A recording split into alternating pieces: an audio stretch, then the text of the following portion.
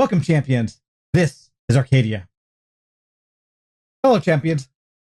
Last week, or for the last couple of weeks, we've been basically trying to let you know exactly what this project is about. But I just realized we really don't, or you don't know what the actual project is about. What is Arcadia First Omen? We want to describe that right now. I'm going to turn it over to Sean. Sean, what are your thoughts on Arcadia First Omen and how we basically brought about this project? All right. Well, yeah, like you said, we've talked in a couple videos about like our passion, our inspiration, and such for this story. But what is the story? And so, one, I'll say it's not a simple answer. You know what I mean? Like some stories are a little more simple, like I don't know, Robin Hood or Terminator. But something like Game of Thrones has so many characters and so such a sprawling, intersecting plot lines. It's hard to just say quickly and easily what it's about. That's the scenario that we're in. But I'll start with the title, okay? Arcadia First Omen. So, Omen in this world we made is a video game. And Arcadia is a guild of friends within this video game that play together. And our story overall is going to cover three central plot lines. One is going to be the Arcadians, these people, these kind of regular Joe type characters that, struggle with their relationships at work or family or whatever else.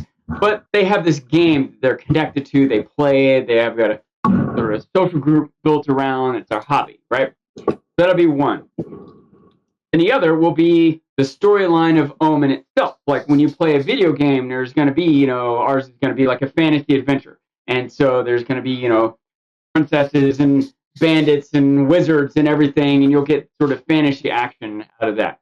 But our story has a lot of different genres mixed up in it. So there is going to be a little bit of, drama among the Arcadian members and their lives. Some humor will come out. You get some action adventure from the Omen game. And there's going to be some mystery elements lurking in the background. Some horror elements are going to get in there. Our third central plot line is the outside of the corporation that makes the game, GodTech. And there's a wealthy family that runs them. They're kind of a tech mega company, and they have their hands in all kinds of pots. And we're going to follow some of those characters. And, maybe a little bit sci-fi-ishness will come into this because it's like a VR system they developed that people use to play this game. So it lets us do things like have the characters taste stuff or feel when they're burned or whatever. So we get to make up a lot of kind of future sci-fi, Star Trek-y type stuff that just exists in our make-believe world. It is also grounded in reality, I'll say, and focused on drama, even though there's going to be some exciting, adventurous moments that come from a video game. But we're centering around those three areas. The plot lines are going to intertwine, and it's a very ensemble cast where we have, I would say like a dozen different central characters spread out. That's kind of an overview. I didn't give you any plot points. We don't want to spoil stuff, but we want you to have some concept of what this is going to be about. And I think I set it up decently well, but Doug, what kind of details would you want to get people into? First off, in the game, I wanted to make sure that we had the best story possible. I wanted to make sure that when these players play through the game, they are living the adventure of a lifetime, that they are truly experiencing a great time with these characters that we've put in, whether it be from the fix-answers to the sword masters, the stable hands, the farm hands, even people at an orphanage. We want to make sure people feel at home with these characters. But then we also want to take a look at the technology side of things. We want to make sure that all of our technology aspects are very close to realism.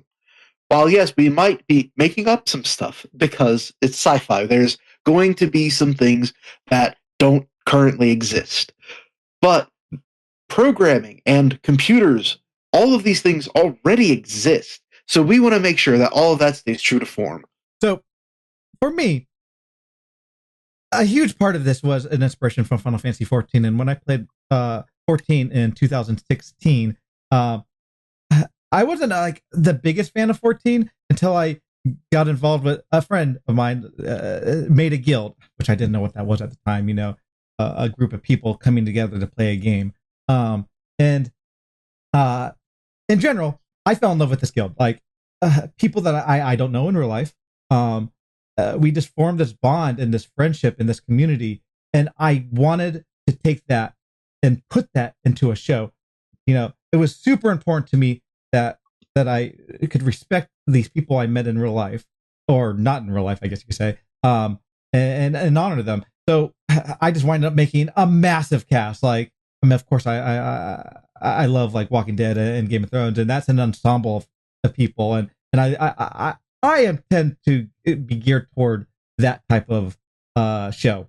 And so I just, I guess, accidentally on purpose, made a huge cast, which I'm fine with. And as long as I could balance these characters and tell the story that needs to be told in the overall story itself, that was, what was the most important. So we have this guild. But of course, if you play 14 or any MMO, but especially 14, the story has to matter. And again, I'm a huge fan of Game of Thrones, and I thought it was important if I could incorporate why I love Game of Thrones so much, why I love that story. So the story of Omen is basically what's the word, an inspiration to the Game of Thrones world, Westeros and Essos.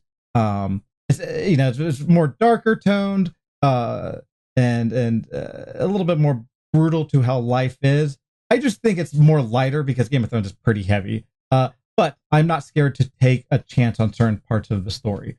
And then there's the development, the development side. And we realize that, and just not the development side, but we get to focus on the outside world, of certain characters, seeing what their life is outside of this game and how this game has affected them positive or negatively. And just like the corporation, how do they get affected by players giving them problems, or the expectations of them in general, trying to satisfy these players to make sure they make the best game ever. So those are the three big assets that I try to incorporate when I made the story. And again, I couldn't make this without the three people, John, Doug, and Dylan, which Dylan, unfortunately, is not here today to hear his side of stuff, but I felt like he tried to ground us on the character side of it, because he is an actor, and he has a great insight to how we could approach all these characters. John, I'm going to have you end this off. You sparked a couple thoughts in me.